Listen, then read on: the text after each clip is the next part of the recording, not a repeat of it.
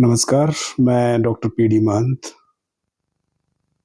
मैं आज भीड़ पर बात करना चाहता हूँ, जो कभी धरने पे बैठती है, कभी रैलियाँ निकालती है। आए दिन जो हमारे देश में जो दुर्घटनाएं होती हैं या घटनाएं होती हैं जिसके विरोध में या कहें प्रशासन की व्यवस्था के विरोध में जो भीड़ सड़क पे आती है, मैं उस पे बात करना चाहता हूँ। भीड़ की जो साइकोलॉजी है वो ये है कि मुझे क्या से लेकर अब मेरा क्या, मुझे क्या से लेकर अब मेरा क्या, यही भीड़ है। हम देखते हैं कि हर सार्वजनिक या कार्यस्थल पर जो भी घटना या वारदात होती है, उन सब में कहानी यही कॉमन होती है कि जो पीड़ित है या जो पीड़िता है वो या तो बहुत कमजोर होता है या बहुत तेज होता है। यानी उसके दूसरे लहजे में अगर देखें तो वो जो हर कुछ चुपचाप सहन कर सकता है और दूसरी वो जो कुछ भी सहन नहीं करना चाहता। और ये घटनाएं उन्हीं के साथ ज्यादातर होती हैं।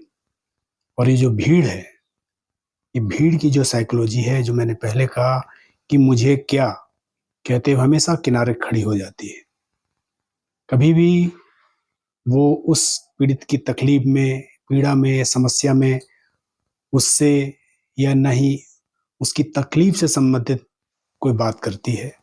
और जब कोई अनहोनी घटना हो जाती है तब एक तात्कालिक डर या भय, या कहें कि उसे ऐसा लगता है कि ऐसा तो मेरे साथ भी हो सकता है, या अगर हो गया तो, यानी अब मेरा क्या, तब वो भीड़ सड़क पे आती है।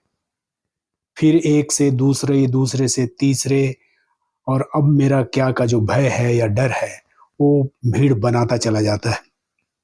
कुछ समय के लिए ऐसा लगता है, और शायद सच भी है, कि लोग उस दर्द को महसूस भी करते हैं, पर सबके सामने अपने अपने सामाजिक दायित्व हैं, पारिवारिक दायित्व हैं। यानी कुछ समय बाद लोग अपनी अपनी दुनिया में वापस चले जाते हैं और वो घटना एक अध्याय बन जाती है जिसे पेपर कटिंग या न्यूज़ के कतरनों में देखा जा सकता है। पर ये जो मुझे क्या और अब मेरा क्या के बीच जो ये भीड़ है, उसका अगर 1% भी अगर उस घटना के होने से पहले अगर उस पीड़ित या पीड़िता या जो कहीं कुछ चीज परेशानियों में है उसके साथ अगर खड़ा हो जाए, तो मेरे विचार से 99% समस्याओं को हल किया जा सकता है या उन घटनाओं को रोका जा सकता है। कम से कम उनकी संख्याओं में कुछ तो कमी लाई जा सकती है। पर अफसोस, जो हमारी संस्कृति है, जिसका हम ढिंढोरा पीटते हैं, जिसकी हम हरदम दुहाई देते हैं कि हमें दृष्टाभाव होना चाहिए, कि जो हुआ वो बहुत अच्छा हुआ, जो हो रहा है बहुत अच्छा हो रहा है, या जो होगा वो बहुत अच्छा होगा, और ईश्वर की मर्जी के बगैर पत्ता भी नहीं डोलता। और इतनी बड़ी बड़ी जो घटनाएं हो जाती हैं, जिससे ये साबित होता है कि ईश्वर की मर्जी के बिना भी इतनी बड़ी बड़ी घटनाएं कैसे हो गई। और ये जो भीड़ है, कभी भी न सच के साथ, न न्याय के साथ, न धर्म के साथ कभी खड़ी नहीं दिखती, बल्कि हमेशा सैकड़ों, हजारों, लाखों की संख्या में होने के बावजूद भी कुछ व्यक्ति या कुछ समूहों के नफे नुकसान पर ज्यादा केंद्रित होती है। अभी सबसे ताजी घटना जिसका मैंने जिक्र किया कि कोलकाता में जो मेडिकल कॉलेज में जो छात्रा थी, उसके साथ एक घृणित अपराध हुआ, जिसमें कोलकाता पुलिस ने अपराधी या आरोपी को गिरफ्तार कर लिया, उसके खिलाफ सबूत जुटा लिए, और हाई कोर्ट की अनुशंसा पर ये जो प्रकरण है वो सीबीआई को सौंप दिया गया और सीबीआई ने अपनी जांचें चालू कर दी है। अब न्याय या अन्याय जो भी होगा, जांच की रिपोर्ट, उस पर जो न्यायालय का फैसला आएगा उस पर ही कुछ कहना चाहिए या हमें कहना होगा। लेकिन ऐसा नहीं है, वही भीड़ सड़क पर। और बात यहीं पर आकर, इसी संकट पर आकर ठहर जाती है कि ऐसी ही घिनौनी और विभत्स जो घटना दिल्ली में घटित हुई थी, निर्भया कांड के नाम से जिसे जानते हैं, उसके माँ बाप आज भी आधे न्याय आ चुकी है, लेकिन असल न्याय के लिए आज भी भटक रही, क्योंकि जो आरोपी था वो उसने पूरे सिस्टम को बालिग और नाबालिग के बीच में उलझा कर रखा हुआ है। अब इसको देखते हुए जनता का गुस्सा तो अपनी जगह जायज लगता है, पर न्याय सिर्फ न्यायालय में ही नहीं मिलता, या न्याय सिर्फ न्यायालय में नहीं पाया जाता, बल्कि वो समाज में पाया जाता है, समाज के दृष्टिकोण में पाया जाता है, और इसे हमें समझना होगा और लोगों को समझाना होगा।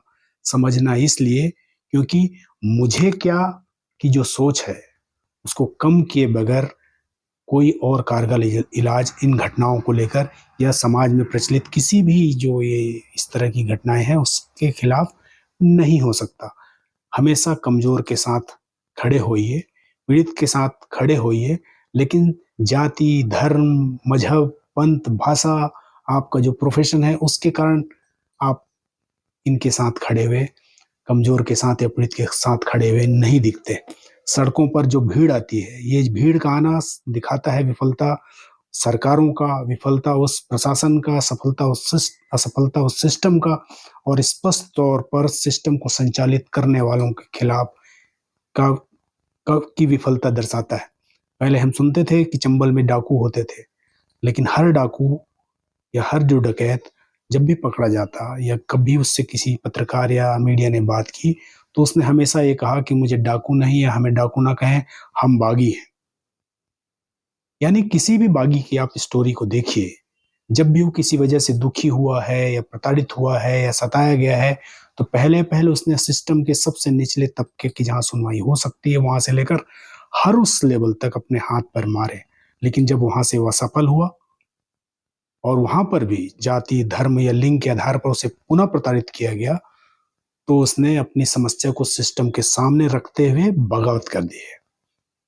और यही सिस्टम जब भी पक्षपाती रहेगा, और ये गांधी के जो 3 बंदर हैं उनका अनुसरण करता रहेगा, जबकि सिस्टम का काम है इन तीनों बंदरों के जो हाथ हैं उनको आंख, कान, नाक से हटाएं, ताकि बुराइयों को देखा जा सके, सुना जा सके, उसके खिलाफ बोला जा सके और कुछ न्याय की बातें की जा सके। लेकिन सिस्टम ये कर नहीं पा रहा है। और इस सिस्टम को बिगाड़ा किसने? इस सिस्टम को बिगाड़ा है उसी भीड़ ने जिसके कि हम हिस्सा हैं, जो कभी कैंडल मार्च निकालते हैं, कभी धरने पे बैठ जाते हैं, और जब भी कोई गलत बात हुई या कोई अन्याय हुआ या किसी के साथ कोई प्रताड़ना हुआ, तब उसके साथ नहीं खड़े होते। जब हो चुका होता है तो हजारों की, लाखों की भीड़ में आकर खड़े हो जाते हैं। क्या इससे कोई सिस्टम सुधर रहा? हम रोज यही पुनरावृत्ति करते रहेंगे, लेकिन सिस्टम सुधरेगा नहीं। सोचिएगा कि एक पुलिसकर्मी, एक सुरक्षाकर्मी क्या 100-50 लोगों को टैकल कर सकता है? नहीं कर सकता है। पर उसका सिर्फ खड़ा रहना या बीच बीच में कभी टोकना या कोई जांच के नाम पर चौराहे पे खड़े हो जाना, ये सब व्यवस्था को व्यवस्थित करता है। और यही भीड़ जो हर वक्त मुझे क्या से लेकर अब मेरा क्या तक की उलझन में उलझी हुई है, इस सफर में पहले मैं भी कहना सीख जाए तो बहुत कुछ सुधार आने की उम्मीद है। और मैं इस भीड़ से कुछ प्रश्न करना चाहता हूँ। पहला प्रश्न है, क्या किसी की मौत होने पर ही उसे न्याय और कानून याद आती है? क्या न्याय की बात जो है व्यक्ति या समूह की पसंद और नापसंद के हिसाब से की जा सकती है? क्या हम पीड़ित के साथ अन्याय के खिलाफ खड़े होने की बजाय बाद में सिस्टम के खिलाफ खड़े होने को ज्यादा सही मानते हैं?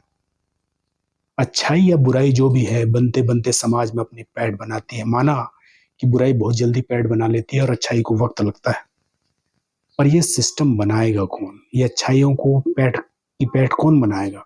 यही भीड़ बनाएगी जो आज सिर्फ विरोध करने के नाम पे सड़क पर दिखती है।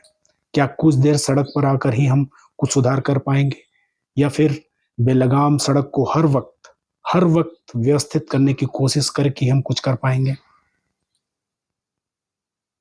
मुझे पता है कि मेरा ये कहना ना तात्कालिक ना समसामयिक सही लगेगा, पर जिस सिस्टम से हम न्याय की उम्मीद करते हैं उसी के खिलाफ खड़े होने के नाम पर हम उससे ही लड़ने लग जाते हैं, और जो मूल मुद्दा है उसे हम भूल जाते हैं। उदाहरण के तौर पर कलकत्ता की जो डॉक्टर दीदी हैं जिनके साथ एक घटना घटी, जो कि एक युवा थी, महिला थी, डॉक्टर थी, उनके साथ एक घिनौना कांड हो गया और सारे डॉक्टरों ने अपना काम बंद कर दिया पूरे देश में और सड़क पर आ गए। और इस पूरे बंद या धरने के कारण पूरे देश की स्वास्थ्य व्यवस्थाएं चरमरा गई। अब इसमें जो जरूरतमंद थे या बीमार थे, कुछ लोगों ने अपनी जान भी खो दी, तो इसका जिम्मेदार कौन होगा? क्या ये डॉक्टर जिम्मेदार होंगे, या ये व्यवस्था, या वो भीड़ जो उसके साथ उस घटना से पहले जो जो चीजें हुई होंगी उसके साथ खड़ी हुई नहीं दिखी? सोचिएगा। यही भीड़ जो हमेशा मुझे क्या के मोड़ पर रहती है, ये मेरा ये मेरा नहीं कहने की बजाय सभी मेरे हैं, मैं सभी का हूं, खासकर तब जब किसी को आपकी जरूरत हो। उसके जाने के बाद आप लाखों की, हजारों की भीड़ इकट्ठा कर लीजिए, उससे क्या होना है? सिर्फ जो गुनाहगार है उसे सजा हो जाएगी, लेकिन सिस्टम नहीं सुधरेगा। तो आइए आइए मुझे क्या की जो एक ग्रंथि है, इसको धीरे धीरे खुद से अलग करें, अपने आप में कम करें, ताकि अब मेरा क्या होगा उसकी नौबत ना आए। भीड़ सब बदल सकती है। भीड़, बस भीड़ करना क्या चाहती है ये क्लियर हो, उसका जो नेतृत्व करना चाहता है उसकी पसंद नापसंद में ना उलझा हुआ हो, तो ये भीड़ जो चाहे कर सकती है।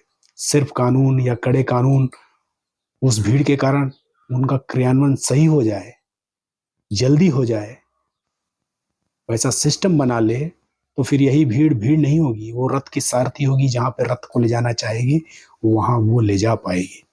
हम भी चाहते हैं और सब चाहते हैं कि सबका साथ हो, सबका विकास हो, पर मुझे क्या, मेरा क्या, इसको त्यागना होगा। सब में सब हूं, बस मेरे या हमारे नहीं हूं। तो भीड़ अगर ये नहीं छोड़ेगी तो हर मुद्दे पर, हर घटना के बाद सड़कों पर भीड़ रहेगी, समाज में अव्यवस्था ही फैलेगी, और वो भीड़ भीड़ ही रह जानी है, किसी रथ के सारथी नहीं बन पाएगी। तो मैं चाहता हूं कि मुझे क्या का जो हमने एक पाल रखा हुआ है, इसमें मेरा क्या फायदा, मेरा क्या नुकसान, इसको छोड़ना होगा। तभी हम कुछ अच्छाई की तरफ जा पाएंगे, वरना हर घटना के बाद हम भीड़ के तौर पर सड़क पे होंगे, चौराहे पर होंगे, और व्यवस्था से, सिस्टम से, प्रशासन से टकराते रहेंगे, और अपनी समय, एनर्जी, पैसा, स्वास्थ्य सब बेकार ही बहाते रहेंगे और कोई सुधार होगा नहीं। तो सोचिएगा। नमस्कार।